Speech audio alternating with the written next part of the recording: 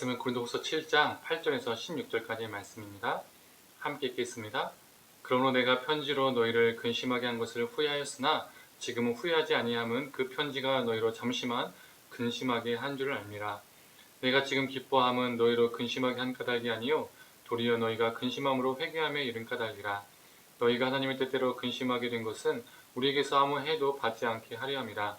하나님의 뜻대로 하는 근심은 후회할 것이 없는 구원에 이르게 하는 회개를 이루는 것이요 세상 근심은 사망을 이루는 것이니라. 보라, 하나님의 뜻대로 하게 된 이 근심이 너희를 얼마나 간절하게 하며 얼마나 변증하게 하며 얼마나 분하게 하며 얼마나 두렵게 하며 얼마나 사모하게 하며 얼마나 열심 있게 하며 얼마나 보라게 하였는가. 너희가 그 일에 대하여 일체의 너희 자신의 깨끗함을 나타내었느니라. 그런즉 내가 너희에게 쓴 것은 그 불의를 행한 자를 위한 것도 아니요 그 불의를 당한 자를 위한 것도 아니요 오직 우리를 위한 너희의 간절함이 하나님 앞에서 너희에게 나타나게 하려 함이로라. 이로 말미암아 우리가 위로를 받았고 우리가 받은 위로 위에 기도의 기쁨으로 우리가 더욱 많이 기뻐함은 그의 마음이 너희 무리로 말미암아 안심함을 얻었음이라. 내가 그에게 너희를 위하여 자랑한 것이 있더라도 부끄럽지 아니하니 우리가 너희에게 이른 말이 다 참된 것 같이 기도 앞에서 우리가 자랑한 것도 참되게 되었도다. 그가 너희 모든 사람들이 두려움과 떨므로 자기를 영접하여 순종한 것을 생각하고 너희를 향하여 그의 심정이 더욱 깊었으니 내가 범사에 너희를 신뢰하게 된 것을 기뻐하노라. 아멘.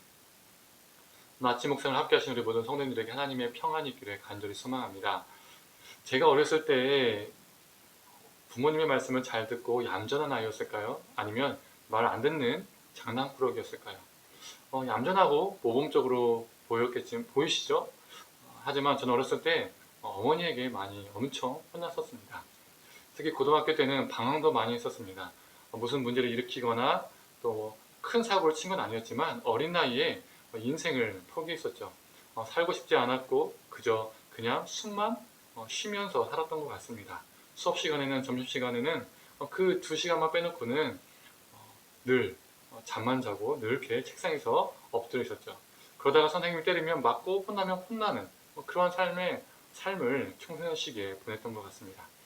그래서 어렸을 적 눈물로 어머니가 저를 많이 훈계하셨습니다. 그때 어머니의 그 눈물의 훈계가 없었다면 지금의 저는 있을 수가 없었겠죠.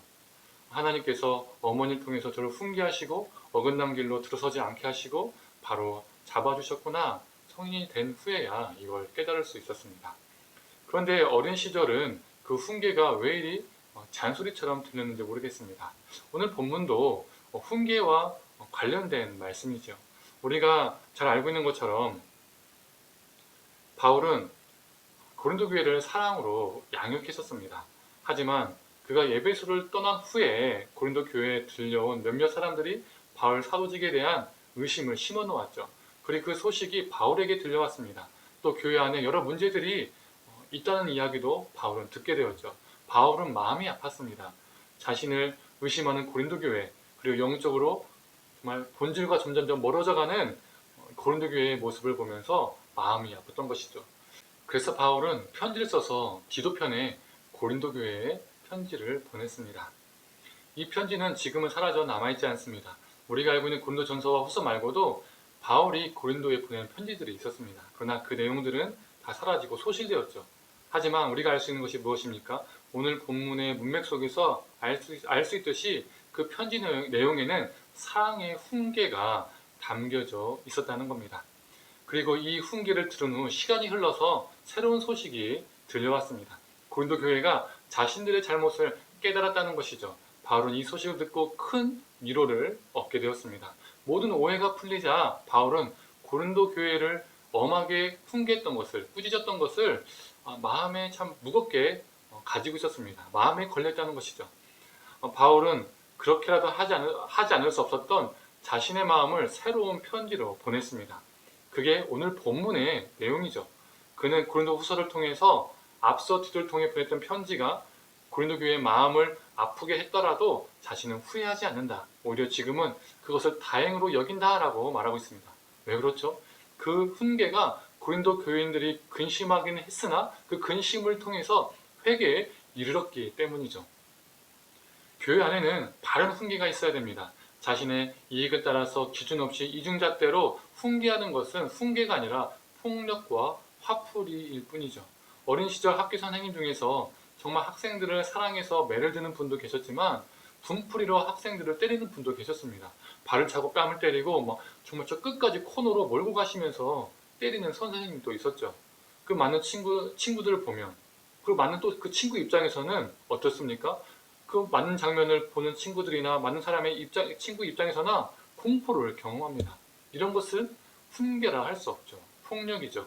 바른 훈계는 교회를 건강하게 합니다. 바른 훈계는 공포를 주는 것이 아니라 근심은 있으나 건강케 한다는 것이죠. 왜 그렇죠? 디모데후서 3장 16절에서 17절의 말씀입니다. 모든 성경은 하나님의 감동으로 된 것으로 교훈과 책망과 바르게 함과 의로 교육하기에 유익하니 이는 하나님의 사람으로 온전케 하며 모든 선한 일을 행할 능력을 갖추게 하려 함이라. 교훈, 책망, 바르게 함, 의, 이게 다 무엇입니까? 바른 훈계입니다. 달콤한 말이 아닙니다. 성경은 우리에게 바른 훈계를 합니다. 그리고 우리를 온전케 합니다. 즉 건강하게 합니다. 하나님의 말씀이 바로 서서 그 말씀이 성도를 바르게 훈계하는 교회, 그리고 성도와 교회를 온전하게 하는 교회, 즉 건강한 교회가 되는 것이 중요합니다. 달콤한 말씀만 선포되는 그런 교회는 경계를 해야 됩니다. 또한 훈계는 사람의 마음을 아프게 합니다. 오늘 본문은 근심이라고 표현되어 있죠. 우리는 이 근심을 두 가지로 나눌 수 있습니다. 첫 번째는 세상 근심이죠. 더 가지려 하고 더 먹으려 하고 더 누리려 하고 더 높아지기 위해서 근심을 하는 겁니다. 우리의 욕망으로 인한 근심이죠. 이 근심들에 의해서 점점점 우리 자신이 잠식되어 가는 겁니다. 그것을 갖추지 못했을 때 슬퍼지고 패배감에 휩싸이게 되고 때로는 분노가 되는 것이죠.